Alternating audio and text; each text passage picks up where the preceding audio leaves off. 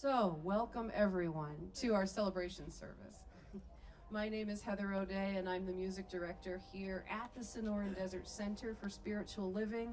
We're meeting here at the beautiful oasis here in Amado, Arizona. I want to invite all of you to focus and get ready to hear the words from our trustee and from Rev Donna and from our practitioner today, John Lopez.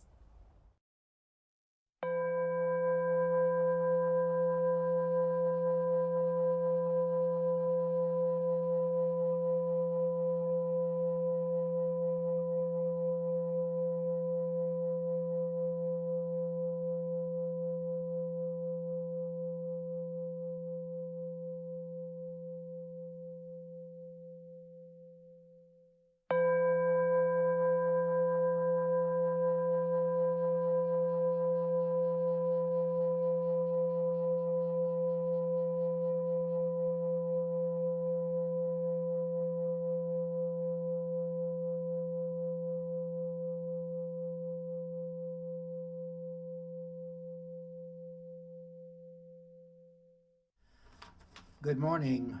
Good morning, Lynn. Wonderful to see so many wonderful people here. Thank you. On behalf of Rev Donna Maurer and the Board of Trustees, I'm privileged to welcome you here to the Sonoran Desert Center for Spiritual Living. Whoever you are and wherever you are on your spiritual path, you are truly welcomed here. Here you will be validated, supported, and encouraged to be all you were created to be. Our vision statement is love in action every day in every way. We express this love by learning and living the principles of the science of mind. On the back of our program, you'll find the Declaration of Principles. And please, let's join in together as we recite them.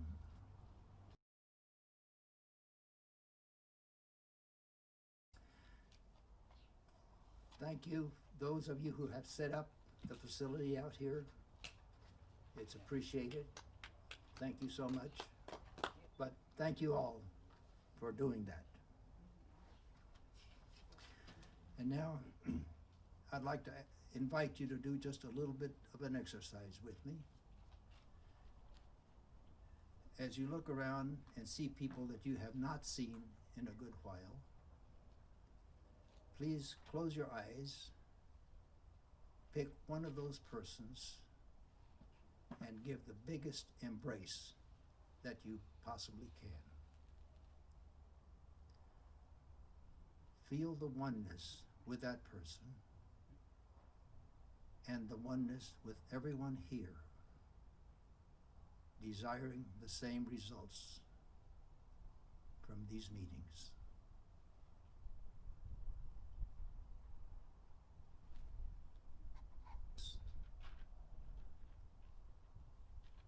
And we say, and so it is.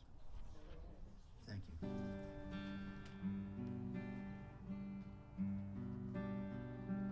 Surely the presence of love is in this place. I can feel the mighty power and the grace. I can hear the brush of angel wings. I see glory on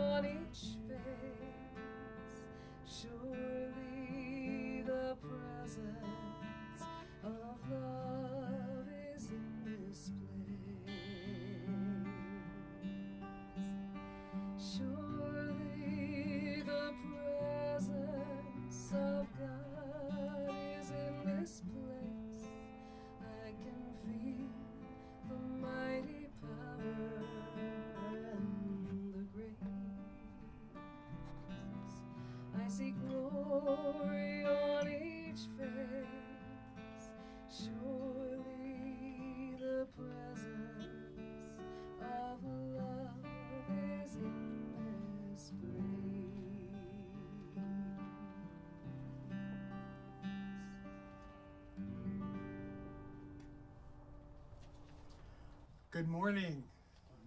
And welcome home. I'm John Lopez, your practitioner for the day. And please join me now. I invite you to close your eyes if you like, as I give our opening invocation. In this beautiful outdoor setting on this beautiful day, know with me that there is only God, only Spirit, everywhere and equally present, filling all space, filling this thing beautifully and perfectly in, through, and as each one of us here this morning.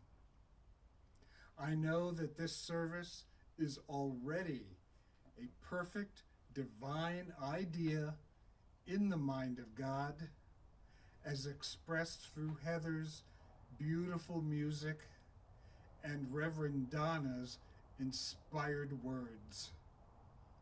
I'm so grateful to be here and right now, and so grateful for all of you today.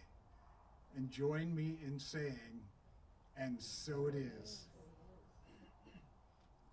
All right.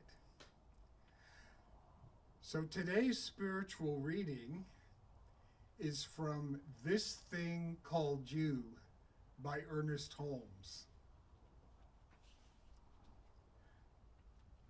The world stands on the brink of a great abyss, a terrific regression, or, if it chooses, it faces the horizon of a glorious day, a new age. Why would an almighty power and a divine intelligence permit such possible disaster? God, or the creative genius of the universe, has placed this prerogative in the mind of humanity through giving it volition and choice. God itself could not will it otherwise.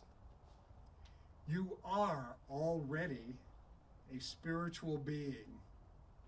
When the mind understands this and embodies its essence, that which you are in the invisible will become more apparent in the visible.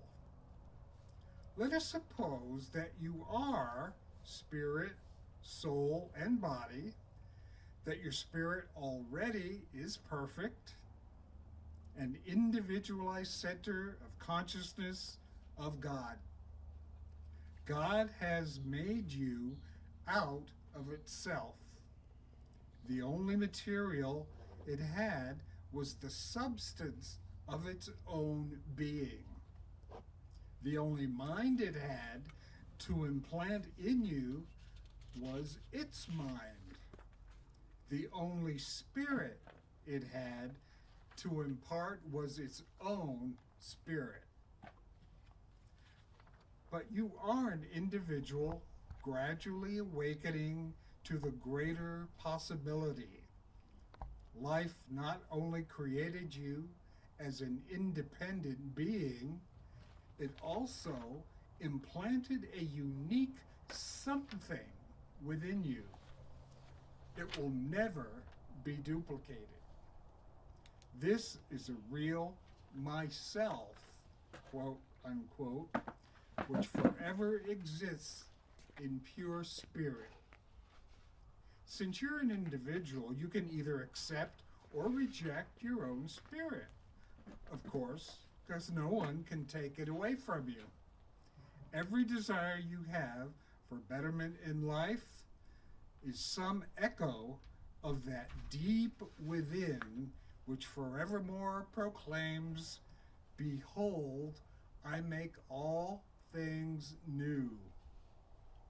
There is the sum total of your thinking, believing, feeling, the sum total of every man's thought every person's thought, is a mirage of the ages.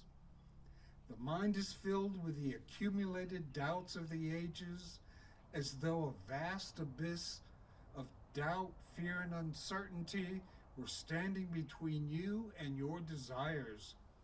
Here is where the science of mind can aid you, where your intellect may reach through to unite with your inspiration. If God created you after its own nature, then the thing you created is already there, within you.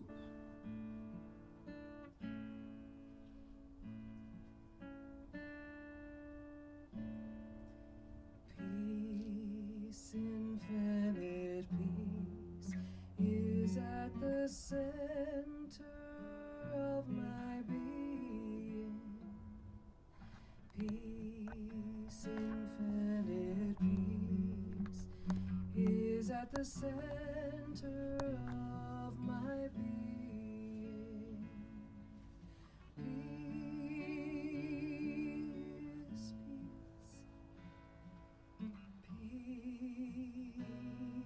peace, peace, peace, peace, infinite peace.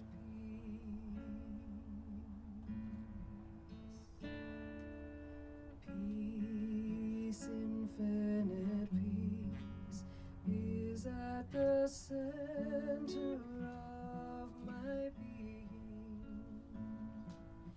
Peace, infinite peace, is at the center of my being.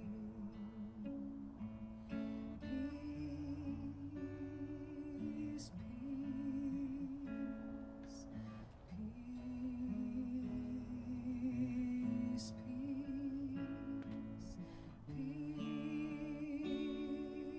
peace,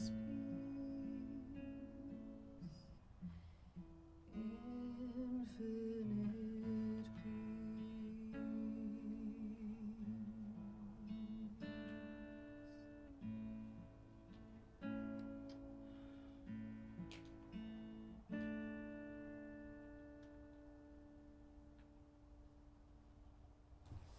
Good morning. Even though we're wearing masks and we're social distancing and we can't hug, it's wonderful to be home. It's wonderful to be home. So, we've got a new theme this month for the month of October, and I'm calling it Stories That Touch the Heart. A lot of times, the principles and ideas that we teach are really hard to understand because we go through the intellect. But if something magic happens when we tell stories, because those stories that have that truth to it bypass the intellect and come down into that soul wisdom, and we say, I got this. I got this. And so I thought it might be fun if we use stories this month as a way to dig a bit deeper into that soul wisdom. And I've chosen as our topic today, which is pretty apropos, Uncharted waters, because certainly that is absolutely where we are. But I want to begin with a story from the Inuit tribe that resides in northern Canada, Greenland, and Alaska. The story is known as Skeleton Woman. And I found it in the book Women Who Run with the Wolves by Clarissa Pinkola Estes. She's a Jungian psychologist and calls herself a cantadora, which means storyteller. She had done something of which her father disapproved, although no one could remember any longer what it was. But her father had dragged her to the cliffs and thrown her over and into the sea. There, the fish ate her flesh away, And as she lay under the sea, her skeleton turned over and over in the currents. One day a fisherman came fishing. He had drifted far from his home place and did not know that the local fishermen stayed away, saying that this inlet was haunted. The fisherman's hook drifted down through the water and caught in the bones of skeleton woman's ribcage. The fisherman thought, "Oh, wow, now I have a really big fish." And in his mind, he began thinking of how many people this great fish would feed, how important he would be, and of how long he could be free of having to hunt in the seas. As he struggled with the weight, the sea tossed and turned, further entangling skeleton woman with the fisherman's line. The fisherman turned to scoop up his net and did not see her bald skull rise above the waters. And when he turned back with his net, her entire skeleton had come to the surface and was hanging from the tip of his kayak by her long front teeth. "Ah!" he cried, the man in terror, knocking her off his boat with his oar, and he began paddling like a demon toward shore, not realizing all the while that she was entangled in his line, chasing him to the shore. As he reached land, he began running with his fishing stick in tow, unknowingly dragging skeleton woman behind him. Finally, the man reached his snow house, dove right into the tunnel, and scrambled his way into the dark interior of his home. Panting and sobbing, he lay there in the dark, his heart a drum, a mighty drum, safe at last. Imagine when he lit his whale oil lamp, and there she lay in a tumble upon his snow floor, one heel over her shoulder, one knee inside a rib cage, one foot over her elbow. He could not say what it was. Perhaps the firelight softened her features, or the fact that he was a lonely man, but a feeling of kindness came into his breathing, and slowly he reached out his grimy hands, and singing a lullaby softly as a mother to her child, he began to untangle her from the fishing line. On and on he worked and sang into the night until skeleton woman's bones were all in the order a human's should be. He covered her in furs to keep her warm, and then covered himself as his exhaustion turned to sleep. During the night, skeleton woman, touched by the man's kindness, began to awaken and to move. She reached inside the sleeping man and took out his heart, the mighty drum. She sat up and banged on both sides of it, bum bum, bum bum, and began to sing. The more she sang and drummed, the more her body filled out with flesh. She sang for hair, good eyes, and nice fat hands. She sang for all the things a woman needs. And when she was done, she returned the great drum, his heart, to his body and crawled under the covers next to him. In the morning they awakened, wrapped one around the other. The people who cannot remember how she came to her first ill fortune say she and the fisherman went away and were consistently well fed by the creatures she had known in her life underwater. The people say that this is true, and that is all they know. In mythology, water generally represents the psyche. This is our subjective mind. Skeleton Woman's life was taken by her father as he threw her off the cliff. Well, if you think about this in our own selves, so often those things which have blocked our spiritual growth come from our childhood, where we begin to form opinions and beliefs based on what our parents or those close to us, those in authority, have taught us to believe about life and about ourselves. That part of us that is our true nature, that part that's wholesome and free and loving, spontaneous, that's often buried as children. Some of us can see where this part's been killed off by criticisms from others, excessive expectations we couldn't meet. But that part of us doesn't die. It awaits our discovery. You know, the fisherman has gone far from the home fishing grounds and doesn't know that other fishermen don't go there because it's said to be haunted. You know, how many of us began our spiritual journey with a divine discontent? You know, we knew there was something better than what we were experiencing. And so we began a spiritual journey, a spiritual exploration that took us into uncharted waters. It takes courage to move into our own psychic depths. Not everybody is ready or willing. The gospel according to Thomas tells us, let him who seeks not cease seeking until he finds, and when he finds, he will be troubled. And when he has been troubled, he will marvel, and he will reign over the all. To me, this gospel writer is telling us that this exploration is not easy.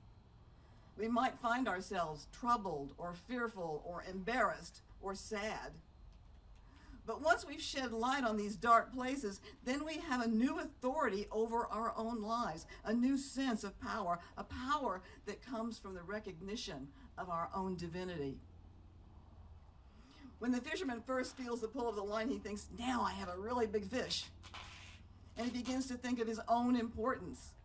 He's coming from that sense of ego, how he will be looked up to, how many people will be impressed by him.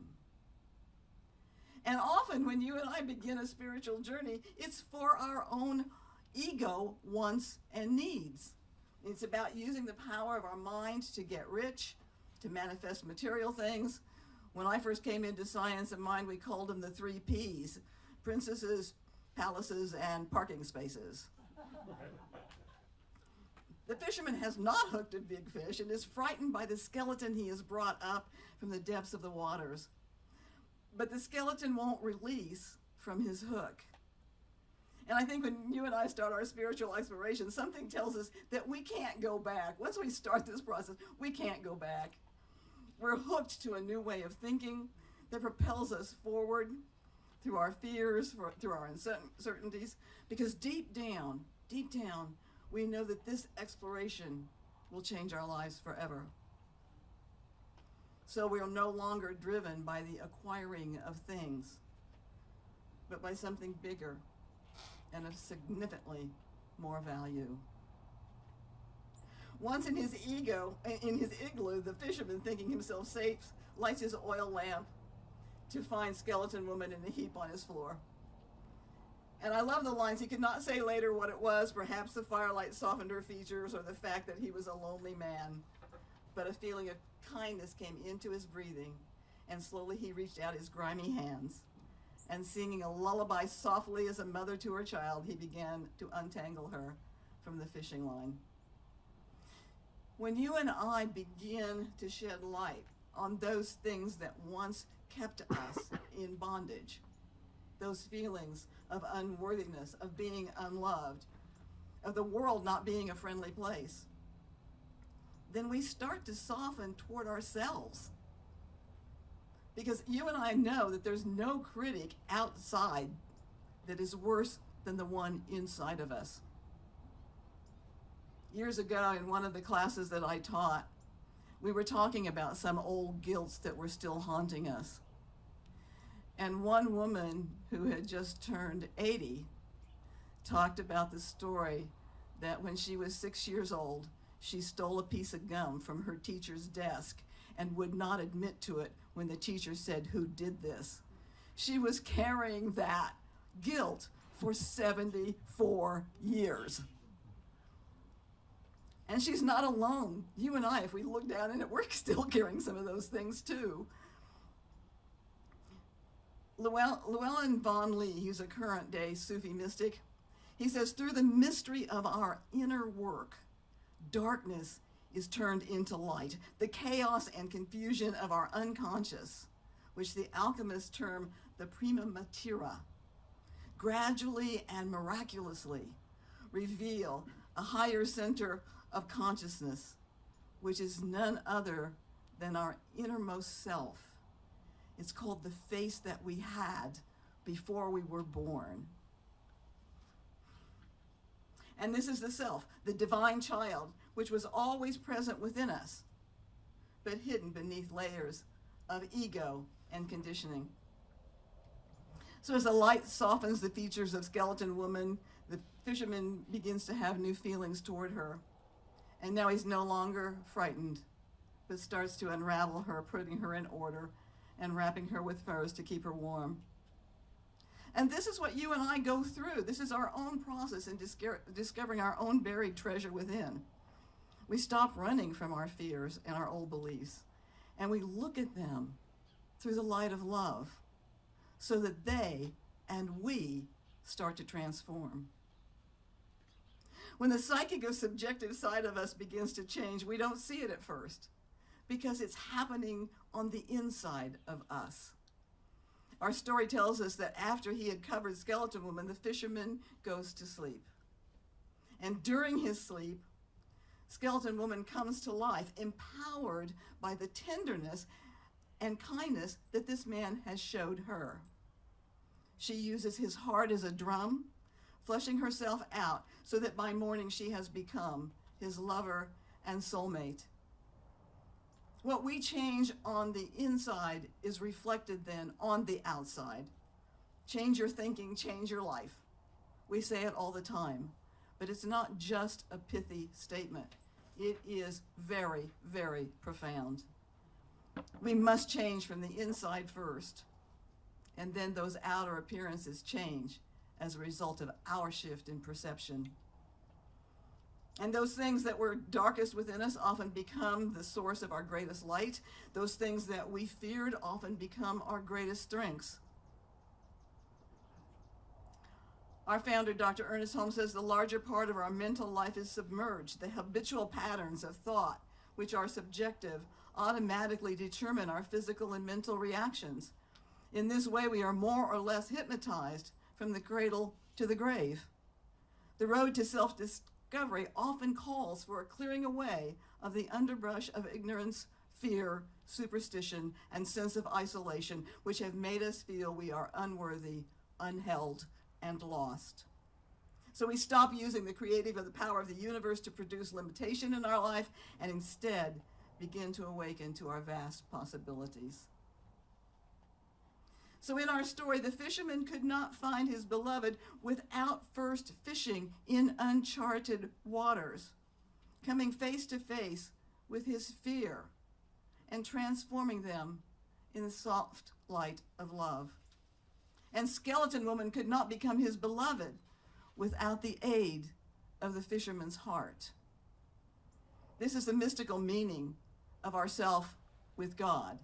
When we are willing to go beneath the surface of our everyday life, through prayer, through meditation, through spiritual inquiry, we find deep within us our connection with that part of us that is infinite and magnificent. When we bring that part of us to the surface and in daily spiritual practice, we allow it to become a part of our life experience. And then we are open channels for our soul wisdom, and we find that we are nourished in ways we never dreamed.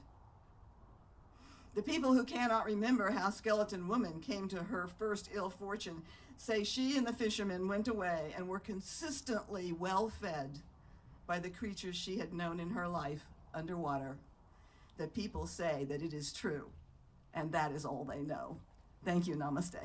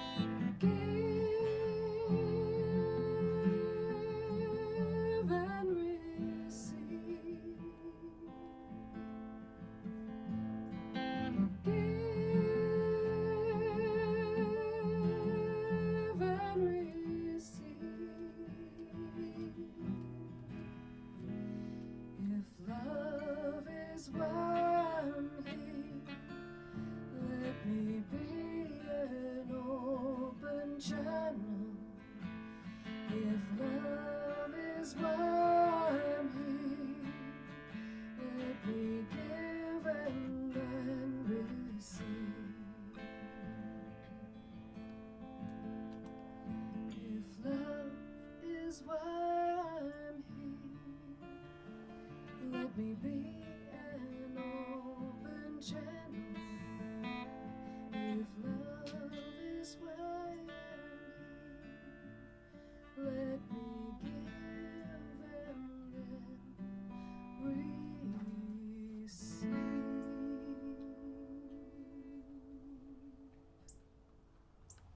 Thank you, Heather. And again, thank all of you for being with us today. This is our experimental Uncharted Waters first time out, and I appreciate that so many of you showed up to join us in this venture. Just before I do the closing prayer, I do ask that we maintain the masks until we get to the parking lot. I know we're outdoors, but I still feel like we need to take as many precautions as we can. We just don't know. We are in uncharted waters, so please keep masks on. Okay, and again, thank you, and let's close this out in prayer. And I know right now that there is one mind. It is the mind of God. It is the mind I use. It is the mind we are all using. And I know that as we turn to that power and presence within us, that is both imminent and transformative,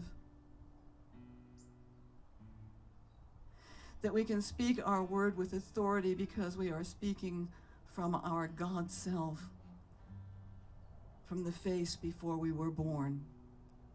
And so I do speak my word this day for safety and protection for each and every one of us. We particularly pray for the leaders of our nation and for nations everywhere, for President Trump and for First Lady Melania, and all those that are in leadership that have been affected by this incredible virus. We know that they are protected, guided, and guarded. I speak my word for each one of us as we go through our own uncharted waters, that we do so from that place of knowing that we are one with God, and because we are one with God, we know that we can get through this. I give thanks for the opportunity of being here together with each and every one of you, and to know that indeed, by this spiritual family, we are incredibly blessed. And we say together, and so it is. Thank you.